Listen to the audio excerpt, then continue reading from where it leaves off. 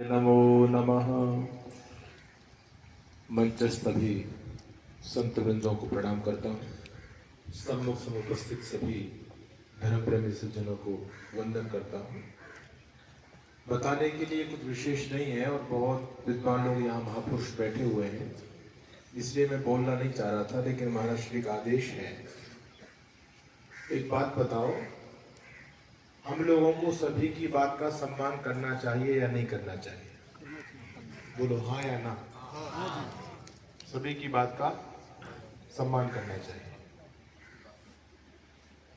एक व्यक्ति गाय को मां मानने की बात कहता है, गाय की पूजा करने की बात कहता है, और एक व्यक्ति गाय को सब्जी बना करके खाने की बात कहता है, तो सभी की बात का सम्मान किया जाए? बोलो। अभी कह रहे सबकी बात का सम्मान करना चाहिए। ये बात आपने बहुत पते की कही। सबकी बात का सम्मान नहीं करना, अच्छी बात का सम्मान करना है।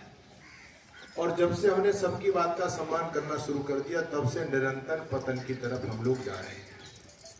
देखो, हमारे महाराज जी बहुत अच्छा उद्बोधन आपको दे रहे थे, लेकिन मैं एक बात आपसे कहना चाहता हूं। मैं पूरी देश और दुनिया में घूमता हूं। ये बताओ, सनातन धर्म घट रहा है या बढ़ रहा है? अपने दिमाग से सोच के बताओ। आप लोग घट रहे हो या बढ़ रहे हो?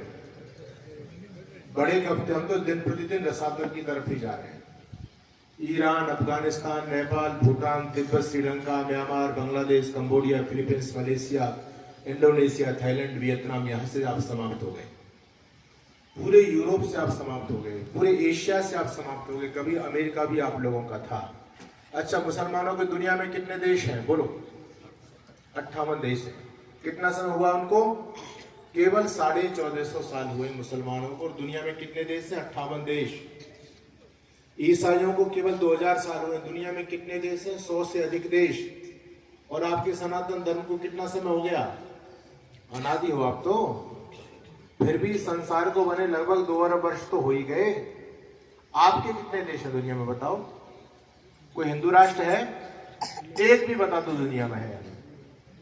और भारत को आप हिंदू राष्ट्र कहते हैं, वैसे हिंदू राष्ट्र है नहीं, ये खिचड़ी है, धर्मशाला है सबके लिए। और यहां पर भी आपकी जो दुर्गति है वो आपसे छिपी नहीं है। हिंदू तो बिल्कुल लावारिस है, बिल्कुल दीनहीन है, दरिद्र है, और अपनी वजह से मर रहा है। बहुत अच्छे अच्छे भजन गा रहे थे, हम महापुरुषों को स्मरण कर रहे थे। अच्छी बात है, करना चाहिए, लेकिन प्रेरणा लेनी चाहिए। हमारे पतन का सबसे बड़ा कारण ये बना, महाराज श्री कह रहे थे शिष्यों को मार रहे हैं। अरे भाई, हमने अपने रिश्ते खत्म कर दिया, बचोगे कैसे आप? पुराने पूर्वजों को देखो, कितने भाई थे? कहते हम 10 भाई थे, हमारे दादाजी 10 भाई थे, पिताजी 8 भाई थे। आप कितने? हम 4 भाई हैं। अब तुम पर बच्चे कितने हैं? 1।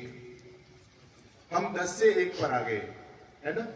और दूसरी तरफ कहते हम 5, हमारे 70, सबके हाथ में ईंट पत्थर। एक मुल्ला जी 4 बीवी और 70 बच्चे पैदा कर रहे हैं। बोलो, आने वाले समय में देश पर कब्जा किसका होगा? आपके मंदिर बचेंगे? आपकी पूजा पद्धतियां बचेंगी? हम तो निरंतर खुद मरने की तरफ जा रहे हैं।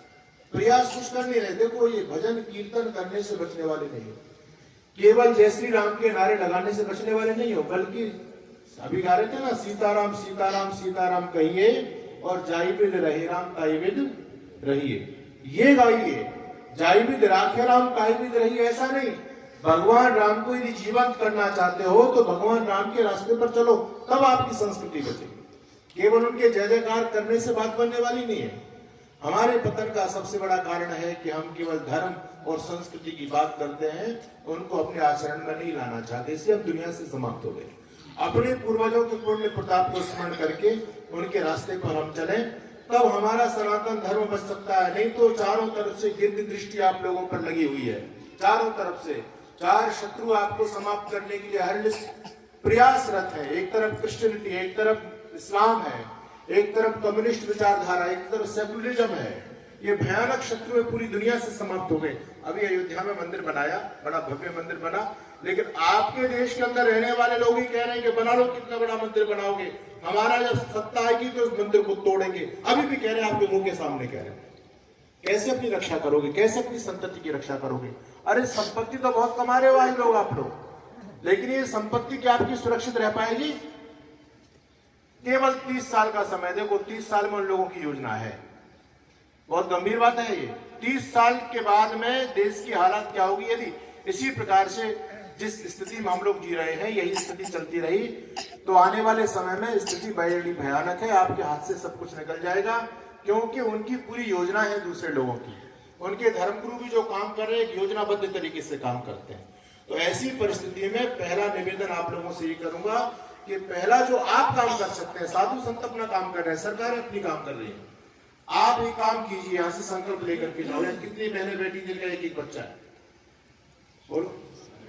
सारी एक बच्चे वाली है, सारी की सारी। अच्छा, एक बच्चा करने से क्या तुम्हारा धर्म बचेगा? आने वाली संस्कृति, संत लोग विद्वान लोग बैठे हैं, क्या तुम्हारी संस्कृति ऐसी बच जाएगी भजन गाने से? अरे भजन का उपदेश समाज में कौन देंगे जब संत परंपरा समाप्त हो जाएगी? हमारे गुरुकुलों में बच्चे नहीं पहुंचेंगे। एक आपका बच्चा है, सब उसको डीएम बनाने के लिए सोच रहे हैं। हम इतने मूर्ख हैं, एक बच्चा पैदा करके उसको डीएम बनाना चाहते हैं और वो 17 बच्चा पैदा करके देश का पीएम अपना बनाना चाहते हैं। और जिस दिन उनका पीएम बनेगा ना, तुम्हारे बच्चे नौकरी में नहीं लगने वाले, ध्यान रखना। इसलिए पहला काम रिश्ते बचाइए। जो महिला एक बच्चा पैदा करती है वो अपने परिवार की, अपने सनातन धर्म की हत्यारी है। और क्यों हत्यारी है? उसने बहुत सारे रिश्ते मार दिए।